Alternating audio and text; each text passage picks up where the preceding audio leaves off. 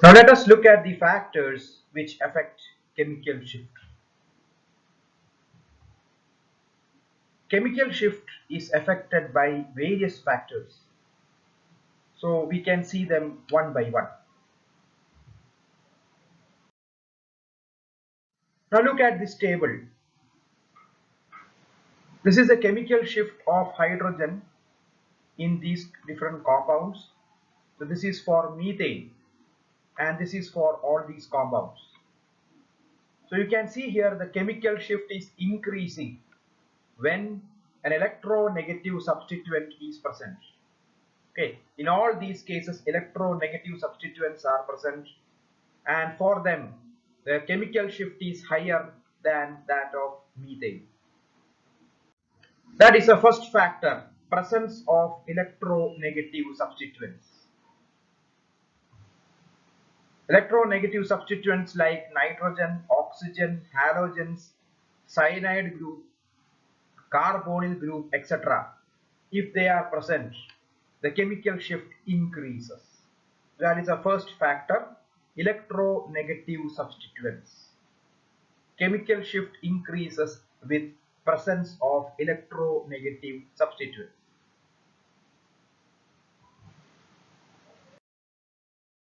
Again, let us take these three examples. This is chloromethane, dichloromethane and trichloromethane.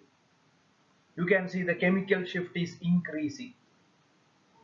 So as the number of electronegative substituent increases, the chemical shift also increases. That is the second factor. Chemical shift increases with increase in the number of electronegative substituents. That is the second factor. Again, take these examples. This is chloromethane, this is chloroethane, chloropropane and chlorobutane. We are measuring the chemical shift of this hydrogen. Okay, this red colored hydrogen. So you can see here the chemical shift is continuously decreasing. So what is happening here? We are introducing a substituent in between this methyl group and the chlorine. So the distance from the electronegative atom is increasing. That is the next factor, distance from the electronegative substituent. So as the distance from the electronegative substituent increases, the chemical shift decreases. Chemical shift decreases with an increase in the distance from the electronegative substituent.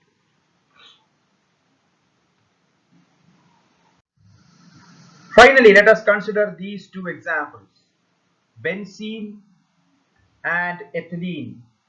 They have a chemical shift, a very high chemical shift, 7.26 for benzene, 5.22 for ethylene. In both cases, there are no electronegative substituents, but still they are having a very high chemical shift. Now, what is the reason? The reason is the presence of delocalized pi electrons. Presence of delocalized pi electrons in olefinic compounds and aromatic compounds. Chemical shift increases due to delocalized pi electrons. So these are the four factors which affect chemical shift. Presence of electronegative substituent, number of electronegative substituent, distance from the electronegative substituent, and the fourth one, presence of olefinic bonds and aromatic systems or aromatic compounds. So this important question, what are the factors which affect chemical shift? Normally it is asked as a 5-mark question. So these are the factors. Presence of electronegative substituent, you have to explain that in one sentence. Number, distance, and finally olefinic bonds and aromatic compounds. So these are the four factors which affect chemical shift.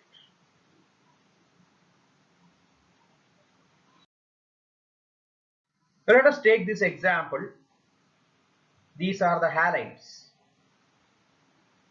Now you can see fluoromethane 4.26, chloro it is lesser 3.05, bromo still lesser, iodo still lesser.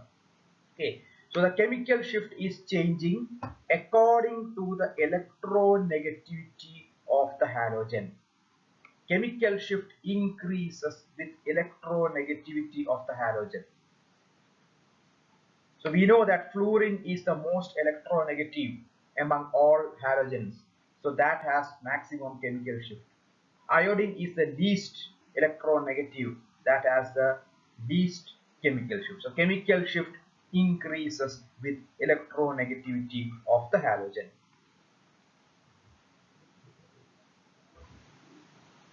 So this is the order of electronegativity. Fluorine greater than chlorine, greater than bromine, greater than iodine. Chemical shift also will be in following the same order. Fluoride will be having maximum chemical shift, iodide will be having minimum chemical shift.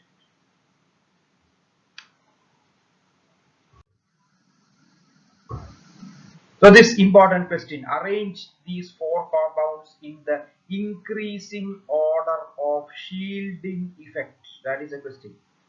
Increasing order of shielding effect, give the reason for your answer. Shielding effect means what? The one with least electronegativity, lowest electronegativity will give maximum shielding. Okay, the one with minimum electronegativity will give maximum shielding. So it is iodide. Iodide will have maximum shielding, fluoride will have minimum shielding. It is increasing order. So minimum should be written first. This is the order. Fluoride less than chloride, less than bromide, less than iodide. Why? What is the reason? Greater the electronegativity, lesser will be shielding. So fluoride has maximum electronegativity, its shielding will be minimum. Chemical shift increases means de-shielding increases. Okay, that is shielding decreases. Shielding and chemical shift are inversely proportional. If shielding increases, chemical shift decreases. If shielding decreases, chemical shift increases. Another question.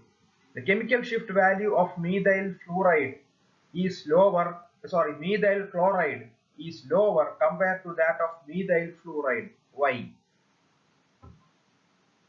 And this is the answer.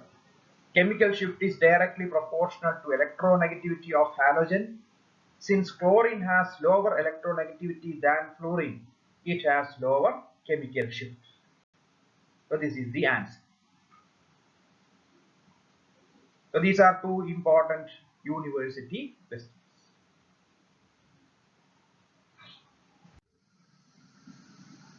So this is your spectrum for chloroethane, CH3CH2Cl. And this spectrum is called low resolution spectrum. So this is taken under low resolution. Now what will happen if we take the same spectrum, the spectrum of the same compound under high resolution? We can just see that. So this is the high resolution spectrum of chloroethane, CH3CH2Cl. So you can see here the single peak started splitting, started breaking into different parts. For this compound, it is breaking into three parts. For this functional group, it is breaking into four parts. Okay, this is called the high resolution spectrum for chloroethane. Now the question is why? Why this single peak is breaking into different parts? Okay, that is one thing. Second thing, you can see here the CH3 is breaking into three parts, CH2 is breaking into four parts. Why is it like that? Okay, so first of all, why one single peak is breaking into three or a number of parts? Second thing, one is breaking into three parts, other is breaking into four parts. Why is it like that? And thirdly, you can see here, when it breaks into three parts, there is a particular order, that is the intensities follow a particular order. You can see here, these two are equal, this one is double of this one. Okay, the middle one is double of the side one. Here if you see four peaks, these two are equal, these two are equal, and this one is three times the small one. The big one is three times the small one. So there is a particular pattern. What is that pattern? These are the three things that we have to understand. So why does a single peak break into three? This phenomenon is called spin-spin splitting or spin-spin coupling. Okay, spin-spin splitting or spin-spin coupling. Now what is this spin-spin splitting? It is the influence of a neighboring non-equivalent hydrogen atom on the parent atom.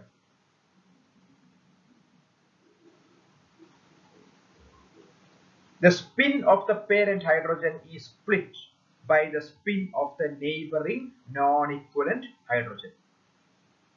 Okay, I will explain that.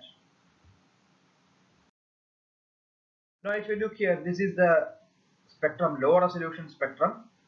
You can see these three hydrogens are equivalent, these two hydrogens are equivalent. Okay. Now for these three hydrogens, these are the two neighbors available. Neighbor means the hydrogens on the next immediate functional group. Okay. So these are the two neighbors. So these two neighbors will split the single peak of this into different parts. Similarly, these hydrogens, they have these three neighbors. So these three neighbors will split this single peak into different parts. Okay, so that is the influence of the neighboring non-equivalent hydrogen. How many parts will we get? If Y neighboring non-equivalent hydrogens are present, the signal of the parent splits into Y plus 1. Okay, so how many neighbors are there? That number plus 1 will be the splitting of this peak. So CH3 has two neighbors, so its peak splits into 2 plus 1, 3 parts. This CH2 has three neighbors, so its peak splits into 3 plus 1, 4 parts. That is what we saw. Okay, this is 3 parts, this is 4 parts. So this is 4 parts because why? It has three neighbors. This is 3 parts. Why? Because it has two neighbors. Okay. Now, this pattern, why such a pattern has come? The intensities of the lines are given by the Pascal's triangle. You might be aware of the Pascal's triangle. So we can see this is the Pascal's triangle. Okay. So if there is only one peak, that means there are no neighbors. Y stands for neighboring non-equivalent hydrogens. Only non-equivalent hydrogens will split the signal. Equivalent hydrogens will not split. So if there are no non-equivalent hydrogens, you get only one peak, that is called singlet. Singlet. If there is one neighboring hydrogen, you get two peaks, that is called doublet. Now look at this doublet. The doublet, both the peaks will be of equal intensity. Okay. If there are two neighbors, then the peak splits into triplet, 3 parts, triplet. You can see the intensity 1, 2, 1. That is what we saw for the CH3 group. 1, 2, 1. So the first peak is of intensity 1, second peak will be double of that, third peak will again be equal to the first peak. like this, 1 to 1. If there are 3 neighbors, the peak splits into 4, that is called quadrat. Quadrat. And the intensities are 1, 3, 3, 1. That is what happens in CH2. And if it is 4 or above, if the neighbors are 4 or above, we call that as a multiplet. This is for 5 peaks, 6 peaks, 7 peaks, all are called as multiplets. And this is the ratio for 5 peaks. 1, 4, 6, 4, 1. So the intensities are given by the Pascal's triangle.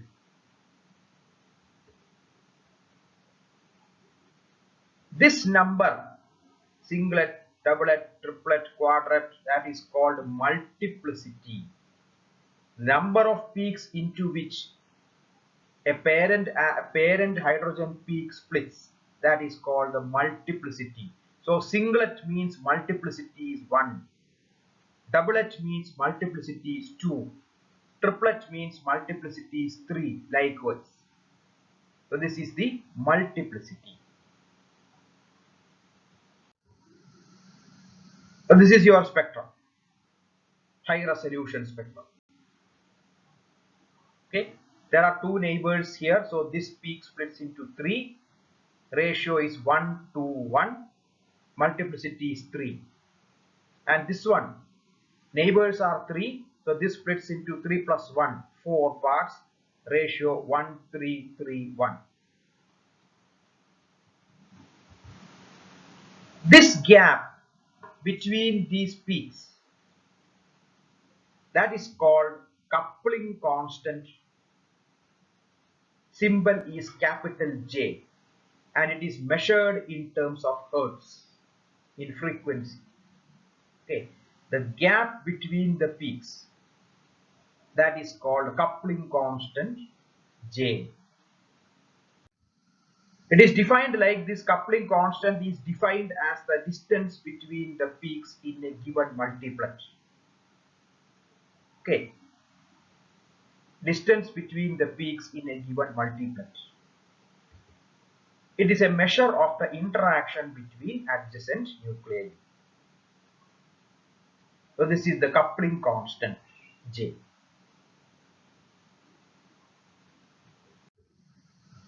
Let us look at the high resolution spectrum for propane. Okay, earlier we saw there are 2 peaks. These 2 are equivalent, so you get 2 peaks. This will give 1 peak. This is another peak. Let us look at how it will split. This is the splitting pattern. So you can see the CH3 has 2 neighbors, 2 non-equivalent neighbors. So its peak split into 3 plus 1, 2 plus 1, 3 parts. Whereas this CH2 has 6 neighbors. Okay, left and right side you have to look. Left side 3, right side 3. These 2 are equivalent also. So it will split into 7 parts. 1, 2, 3, 4, 5, 6, 7. 7 parts. So this is a spectrum for propane. This compound, butane, N-butane, there are 2 peaks. Which are these 2 peaks? One is this one, CH3. These 2 are equivalent, identical. They will together give 1 peak. These 2 are equivalent. They will together give 1 peak. Now, how does it split? So this CH3 has 2 neighbors. It will split into 3 parts. CH2 has 3 neighbors. It will split into 4 parts. Now this CH2, if you look left side, there is a CH2, but these 2 are equivalent. So equivalent nuclei will not split each other. This is non-equivalent, so only that will split. Okay, so you get 4 parts.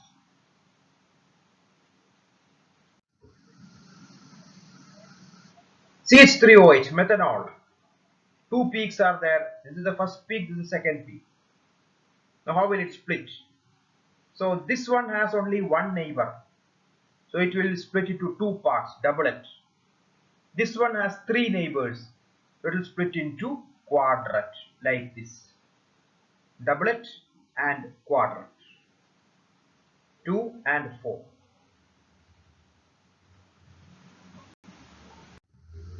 Next compound. Here again two peaks. This is one peak. This will give another peak. These two are equivalent. How will it split? Now this one has only one neighbor. You will get a doublet.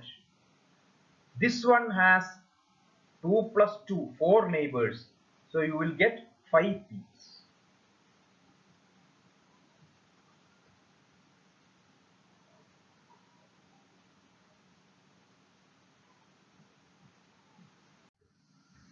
And finally this compound. CH3O, CH2, CH3. 3 peaks are there. This will give one peak, this is another peak, this is another peak. This one has one neighbor, two neighbors, sorry. This one has 2 neighbors. So this peak will split into 3, 2 plus 1, 3. This one has 3 neighbors. Left side there are no neighbors, it is oxygen. Then this is far away. So this will not split this because the distance is too much. Only the immediate functional group will split. So this you get 4 peaks. And this one, there are no neighbors. There are no neighbors. So it is only a single peak. So you will get a spectrum like this. CH3 triplet, CH2 quadrat, this CH3 singlet. So this is a spectrum. So these are some examples for the spectrum of different compounds.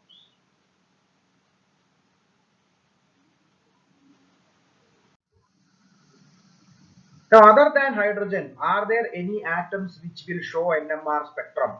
Now, we have seen the case of hydrogen only.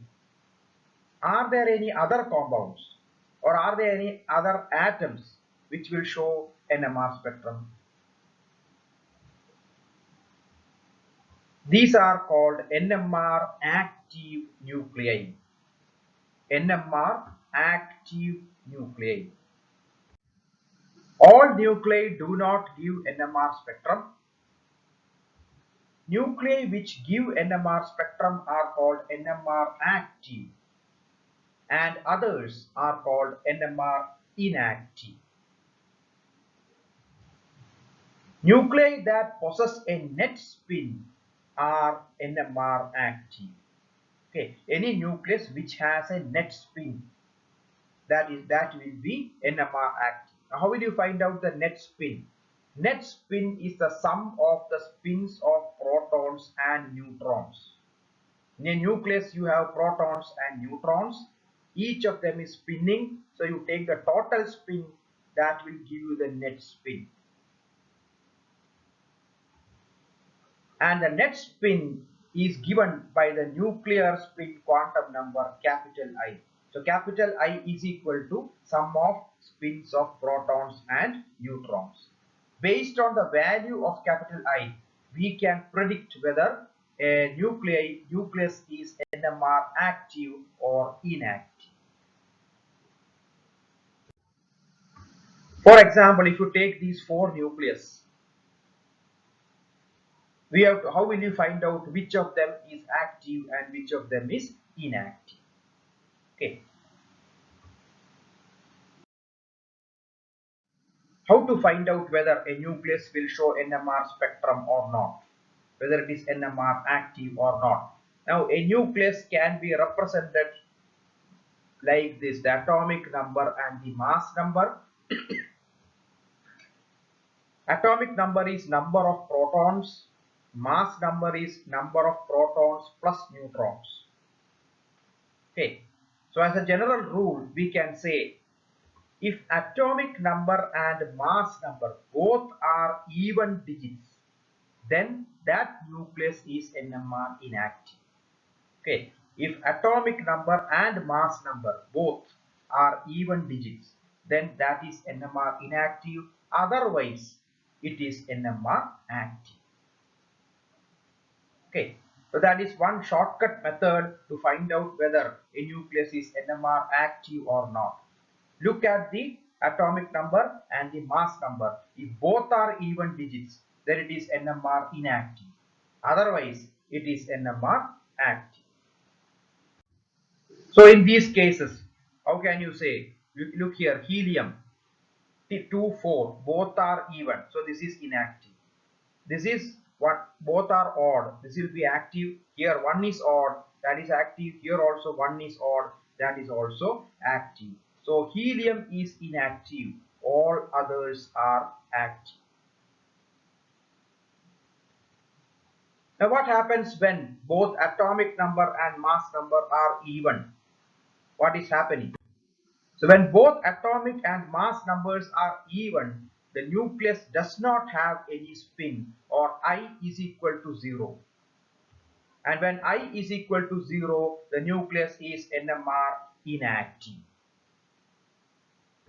But when either atomic number or mass number or both are odd, the nucleus has a net spin, that is I is not equal to 0.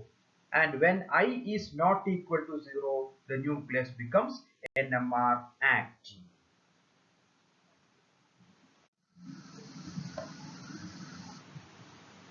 So let us consider this question. Which of the following molecules show NMR spectrum? Why? You are given some options, so you have to find it out. So this is the answer: H1, F19 and N14. So out of this O16, atomic number is 8. So both are even. This is not active. Carbon, atomic number is 6. So both atomic and mass number are even. So this is also not active. These three, this is the answer. And what is the reason? The reason is the nucleus has a net spin, that is I is not equal to 0. So in such questions, sometimes the atomic number need not be given. So you have to know that. The first 20 elements, you have to know the atomic number.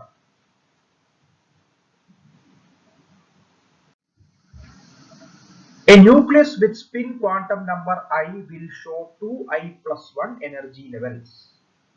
Okay, suppose a nucleus has a spin quantum number I, then it will show 2I plus 1 energy levels, means it will show 2I plus 1 spin energy levels. Okay, for example, when I is equal to half, you have 2I plus 1, that is 2 energy levels. This is what happens in the case of hydrogen. Okay, H11. There is only one proton here, its spin is half. So I is equal to half, 2I plus 1 is equal to 2. There are 2 energy levels. We have seen that. We have seen that in our earlier discussion. But when I is equal to 1, then 2I plus 1 is equal to 3. For example, deuterium. Deuterium has 1 proton and 1 neutron. Mass number is 2. The proton and neutron, the spins will not cancel each other. They will add up. You get half plus half, that is 1. And 2I plus 1, that is equal to 3. There are 3 spin energy levels for deuterium. So this is an important question. How many spin orientations are possible in a magnetic field when I is equal to half and I is equal to 1? Give examples. So when I is equal to half, you have 2I plus 1, 2 spin levels. I is equal to 1, you have 2I plus 1, 3 spin levels. Example, hydrogen and deuterium.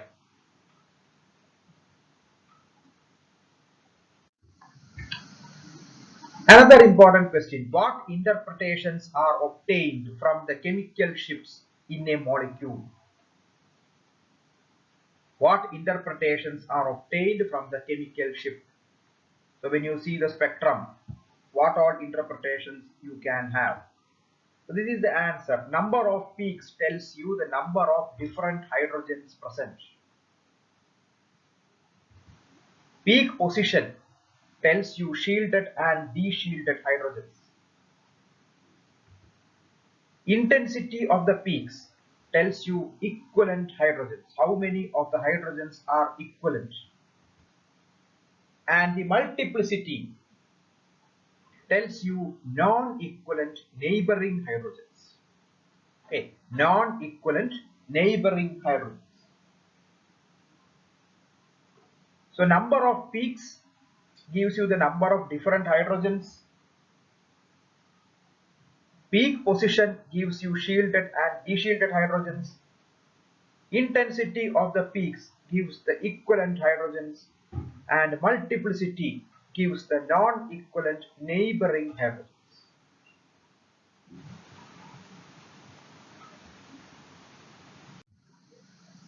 Applications. What are the applications of NMR spectroscopy? Structure of organic compounds. We can determine the structure of organic compounds. Each organic compound will have, depending on the structure, the spectrum will be different. Equivalent nuclei. We can find out how many of the nuclei are equivalent and how many are non-equivalent. Effect of solvents. Like for example, if you take ethyl chloride, if you take the spectrum in a polar solvent and a non-polar solvent, there will be some differences. So from that we can find out the effect of solvents. Stereochemistry of compounds. Like for example, cis and trans isomers, they will be having different NMR spectrum. So we can find out whether the isomer is cis or trans from the spectrum. Presence of aromaticity. If aromatic compounds are present, it will show a very high chemical shift. Study of nuclear isotopes. We have seen that earlier. That hydrogen and deuterium, these are isotopes. Both are NMR active. So there will be a little difference in the spectrum. And finally, the most important one, medical diagnosis or MRI. So that we will discuss in detail. So this is an MRI scanner. Some of you might have done an MRI scanning for some purpose. So this is a magnet. Okay, this is a magnet and this is a patient table. So in this table the patient is laid down and is lifted and inserted into the magnet. Okay, now let us see a cross section of that. So this is a cross section of that. You have the patient lying down and patient is inside a magnet. You can see here the magnet, and there is a scanner. Scanner, it will scan from top to bottom, it will scan. And you have a radio frequency coil which generates a radio wave of a single frequency, only one frequency. Okay, now this magnetic field, it's a very high magnetic field, very strong magnet. There are some gradient coils here. Using these gradient coils, what is done is a non-uniform field is applied all along the body of the patient. Okay. In the NMR experiment, the entire sample was facing or was experiencing the same uniform magnetic field. Okay, uniform magnetic field throughout the entire sample. But here it is not like that. Here, using the gradient coils, each part will be experiencing a different magnetic field at a particular time, and the next moment the magnetic field will change. Okay, so each moment the magnetic field will be continuously changing. Now what is done here? In NMR, the absorption was considered, isn't it? The radio wave is absorbed, you get spin flipping. But here the opposite is actually taken into consideration, that is utilized. In the human body, there are a lot of hydrogen atoms. Excuse me. The tissues or body fluids, everything, there are hydrogen present. Lot of hydrogen is present. Okay, so this hydrogen is utilized here. Now what is done? After the patient is inserted into the magnetic field, the radio frequency coil is switched on. So a radio wave of a particular frequency falls on the body, and the gradient, using the gradient coils, the magnetic field at each position is changed at different time intervals. So what will happen? Now hydrogen, there are two energy levels, and the hydrogen will be, suppose when you apply a field, the hydrogen will be spinning in the lower level parallel to the field, parallel to the applied field, and the radiation is allowed to fall, and when the normal frequency becomes equal to the radio frequency, what will happen? Spin flipping will take place. Okay, spin flipping will take place. Immediately what happens? Using the gradient coils, the magnetic field is changed. The magnetic field changes to some other value, and then this hydrogen, which has undergone spin flipping, it will come back to its original position and it will release the radio wave. It will release the radio wave, desorption. Okay, something like desorption. It's not exactly emission, I can call it emission. Opposite of absorption, emission takes place. Okay, so at a time, different parts of the body are experiencing different magnetic field. So some hydrogens will be the Larmor frequency, so all the hydrogens will be at different Larmor frequency. Some of the hydrogens, their Larmor frequency will become equal to the radio frequency that will get absorbed. At the next instant, the magnetic field changes, so that will desorb. Not desorb, it will emit. It will emit the radio wave. The next instant, again some other part, absorption will take place, emission will take place. So at each time interval, from several parts of the body, absorption and emission are continuously taking place. After the experiment is performed, what is done? A map is created. Okay, at each time interval, from which all parts emission has taken place, that is mapped together, and we will get a photograph, an image of the entire body. Okay, so this is how the MRI, magnetic resonance imaging, works. Okay, this is just a very brief and very simple way I have put it. Things are a little bit complicated actually, but in our syllabus we have only an introduction to MRI scanning. That is why I am not going into the complexities. Just a very simple way I have presented this. Okay. Now, what are the applications of MRI scanning? MRI scanning you can do to study the brain scan, very commonly done, brain scan, and cardiac scan. Then muscular and skeleton scan. Cardiac scan, that is to detect blocks in the heart, and muscular and skeleton scan for either what you call inflammations, or some what you call ligament problems, ligament is broken, or some bone is broken, so to study that, and liver and abdomen scan. So these are the different applications of MRI. Okay. So this important question: briefly explain the principle involved in MRI. Mention any two applications. So this is an important question in MRI. The figure is not so important. A brief explanation will be enough.